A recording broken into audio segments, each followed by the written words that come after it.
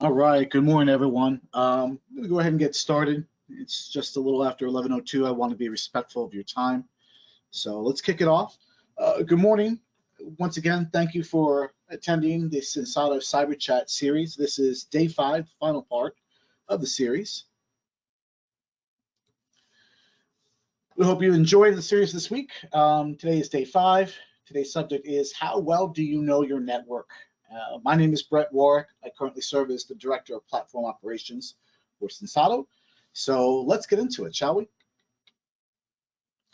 I wanted to start with a 2016 study from Vanderbilt University.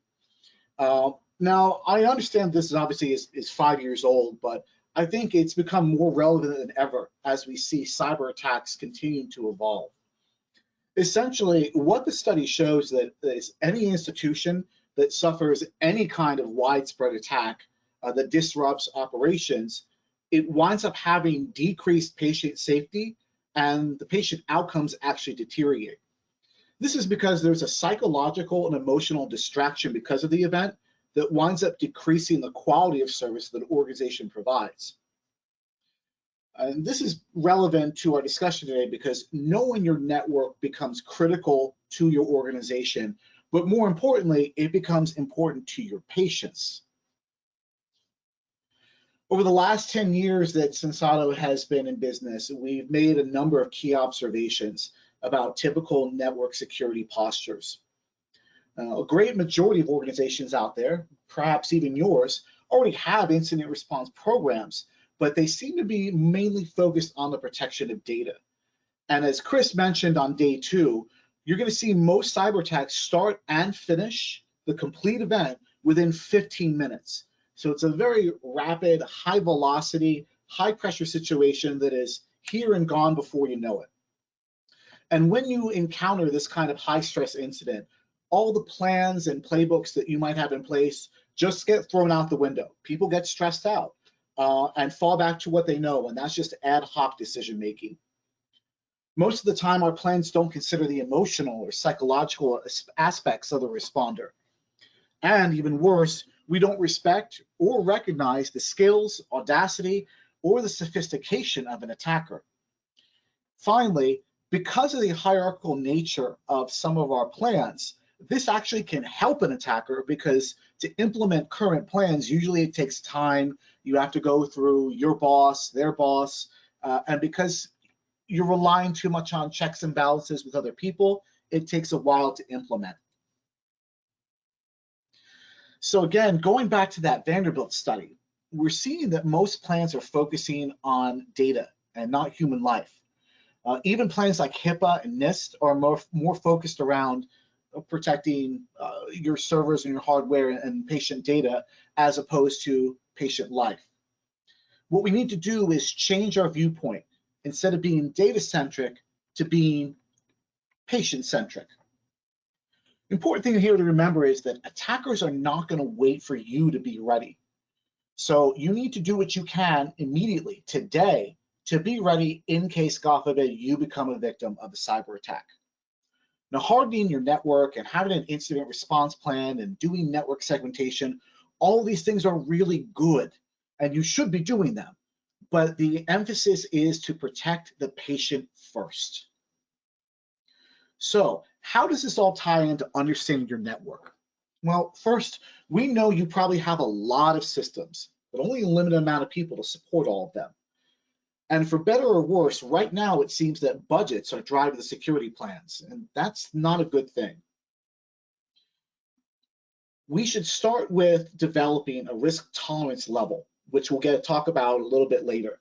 That helps you better plan your security position. And more importantly, we want to move from being a reactive organization to a proactive one. Right now, I feel that we are relying too heavily on risk assessments. And while those are good things, and you should get them done on a yearly basis, risk assessments really show where you were, not where you're gonna be. With a threat landscape that changes every day, it's important to remember that those security assessments do not. So we found it's very handy to have your 3-year strategy to prioritize what needs to be done now, keep in mind that things will change, and using maturity models like our C2M2 model to help you track proactive security. One of the biggest problems we've seen is what we call the Everest Syndrome. And what this basically means is we have a tendency to adopt solutions just based on bells and whistles without fully understanding what the solution does, without implementing it fully, or without training in it. In fact, there was a Gartner and IBM study that shows that on average, organizations have between 16 and 20 different security products that they implement as part of their network security. Unfortunately, only 23% of those fully deploy these products, use all the features, keep them patched, keep up to date with what the product does, and train their employees. So all the numbers of security products lull you into a false sense of security because we're not using these tools at their proper maturity. So what then can we do to improve network security? Well, 4 ideas for you today we're going to go over. First is to implement asset valuation. Second is to remember to provide that attacker's voice. Third, to address the weeds. And finally, to embrace attack modeling. So let's start with asset valuation, because really this is the crux of everything we'll be discussing today. And all asset valuation is a means to determine the operational value of your assets. It's important to remember, this is what you perceive. It's your perception of what is valuable, not what you think an attacker is going to be after. But in assigning asset values, it helps you determine the overall worth and value of what you have on your network. Now, we use a 1 through 5 scale that you can see here, where level 5 is critical to supporting life, level 4 is more diagnostic and operations, and you can see on down the list how we've broken that out. You can structure it however you want, but this works really well for us. Basically, what you want to do is break down your assets into levels and help them deal with security assets more easily. And this helps drive the threat alerts that were discussed by Kelly in yesterday's session. But most importantly, it puts the patient first. Going back to a few slides, we talked about that 3-year plan. Asset valuation also does a great job about contributing to that. With asset valuation, we can determine that 3-year plan because right now we're going to focus on asset value 5. And maybe next year we're going to worry about 4 and asset value 3 levels. And then finally in year 3, once we have asset values 4 and 5 under control, we can address the rest of values 1, 2, and 3. The next part of our strategy is to remember to provide an attacker with a voice. Because while we've talked about asset valuation being how you perceive your assets are valuable, we also have to remember what the attacker is coming after. So you might have a database that has your employee information, and for you, that maybe not be too important, but for an attacker, that's a gold mine. So we think about that asset, and we categorize that as what we call a high value target, an HVT.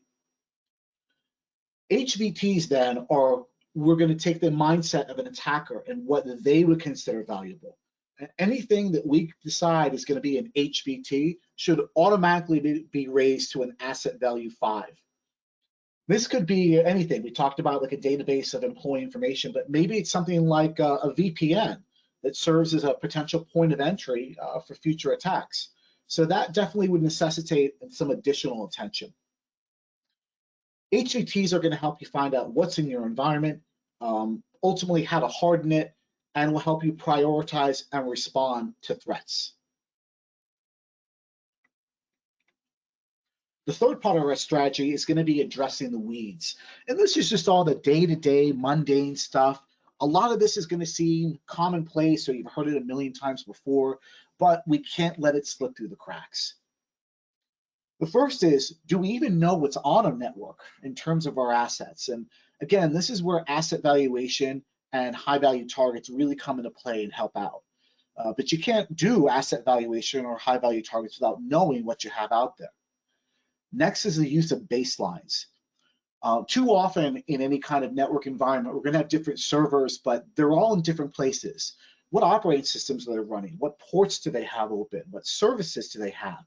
If it's a Linux machine, what kernel are they running on? It's important to have a baseline to know where you are at. Because if, God forbid, we find out tomorrow there's a service that has an issue or it's been compromised, or maybe there's a Linux kernel with a security flaw, are you able to pull up and know rapidly which machines, which servers on your network are going to be affected? And a baseline can really help you out with that.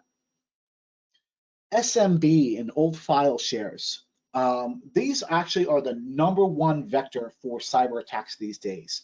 So if it's possible, really, these are 2 areas you need to shut down and get rid of to protect yourself.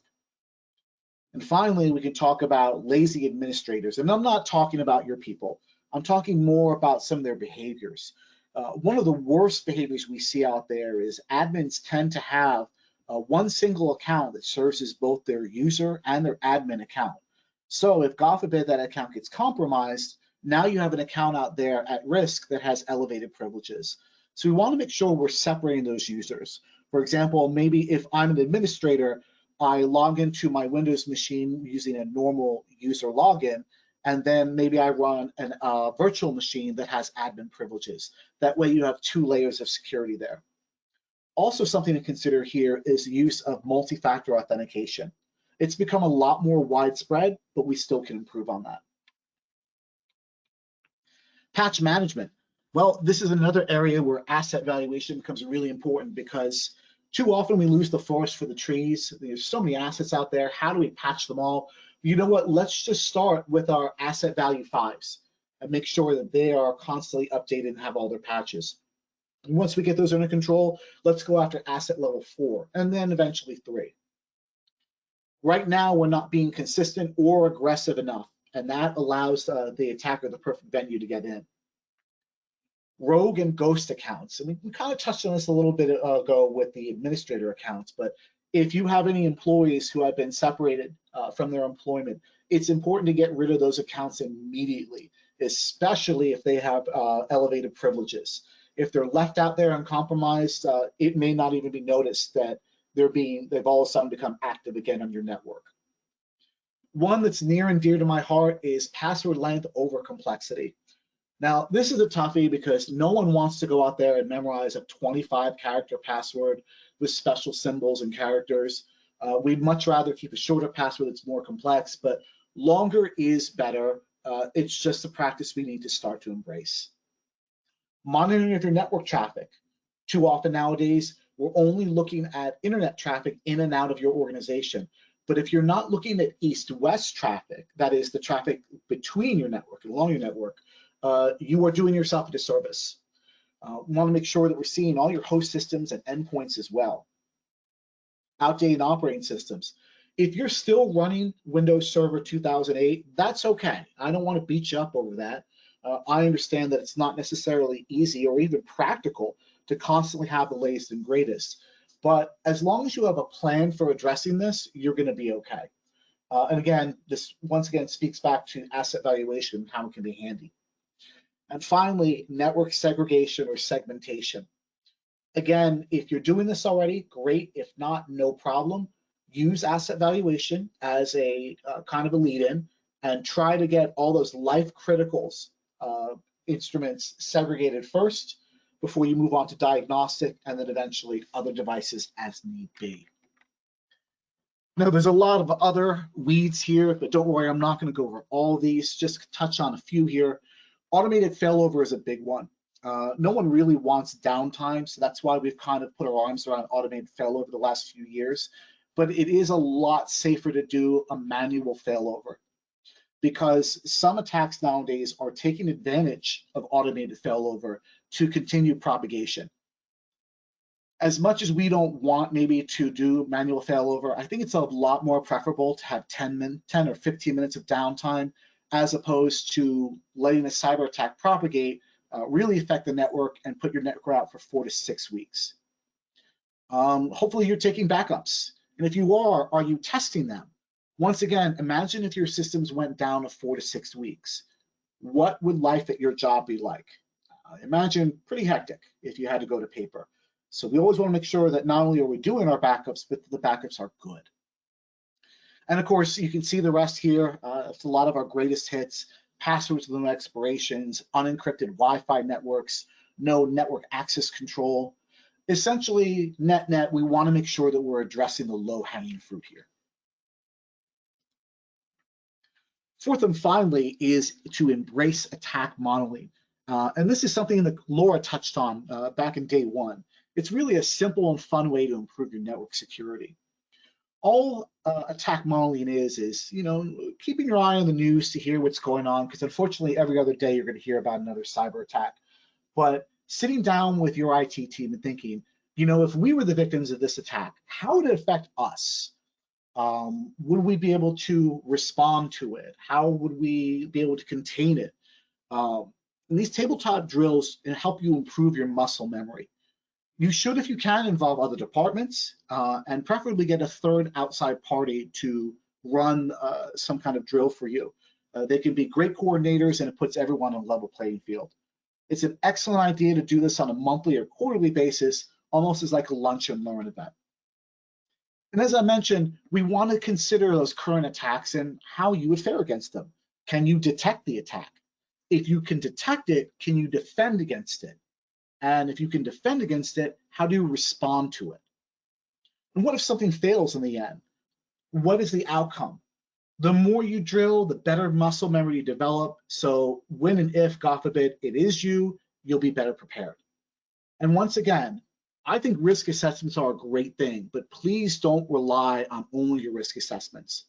Risk assessments especially are not designed to see if you can resist or withstand an attack. Unfortunately, too often we all sit around and say, you know what, I'm really not a Mount Sinai hospital. I'm not like one of the biggest hospitals in the country. This is never going to happen to me, until it happens to you. We've seen already that these attacks can be very rapid, 15 minutes start to finish.